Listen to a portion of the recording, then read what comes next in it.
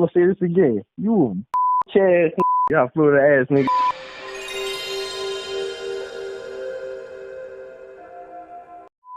And she fell in with a dangerous little man who would spend virtually his whole life in jails.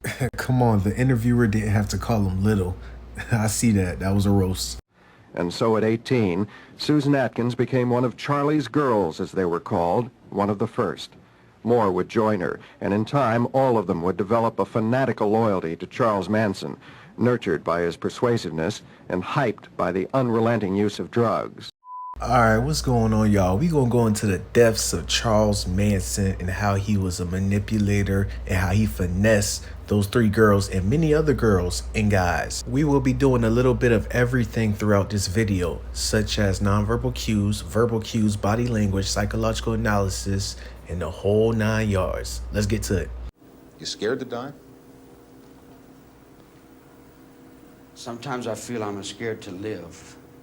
Living is what scares me. You know, I realize this with every manipulator, every cult leader, or anybody that holds these type of traits. They always be spitting bars. They always gotta drop some words of wisdom, some philosophical ideas. You get what I'm saying? Like, they be always having these little jaw-dropping lyrics. Dying is easy. How long have I been in jail? 34 years? 34 years, so... Out of 47, you've been here 34. I've been in jail. Prison, a long time, all my life. I was raised up in here. So I understand jail. So I understand myself and I can deal with that. I sit in my cell and I do my number like a convict does his number.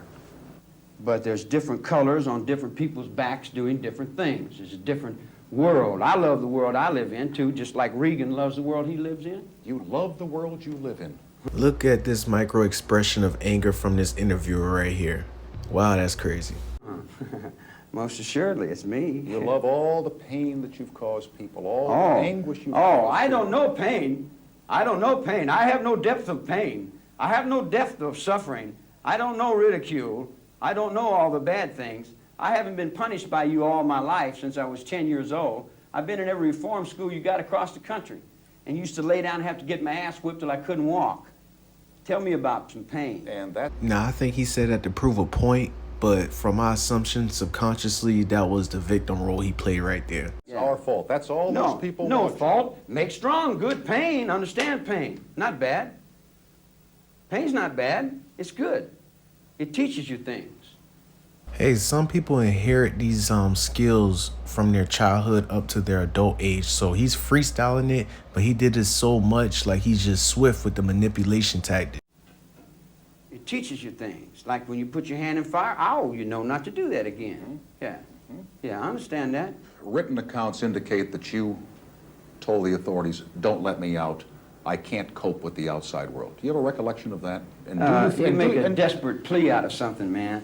There's no desperate plea out of it. I say I can't handle them maniacs outside. Let me back in. I'll give it to him because most mass manipulators tend to throw temper tantrums, adult temper tantrums, especially when they're getting their story remixed, like how this interviewer was trying to remix what he said. That's why you heard him say you trying to make a desperate plea out of it, like you trying to turn it into something else. So I give that to him because most people be spazzing out.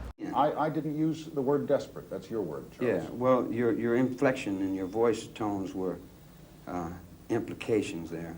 You see how Charles Manson had analyzed the interviewer, just like how we doing in this video with both of them?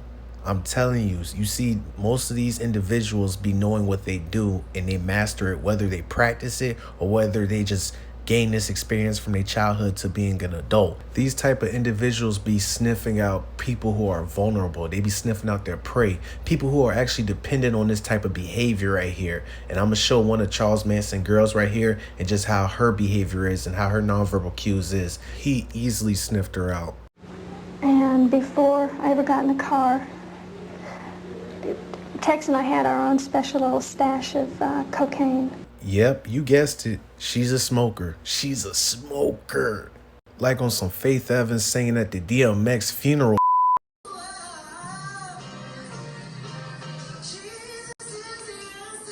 It's straight embarrassing, straight smoker, straight thrax. Yeah, I think it was cocaine or methadone, I'm not sure which. We were speeding. We both snorted some speed and got in the car. We were very, very wired.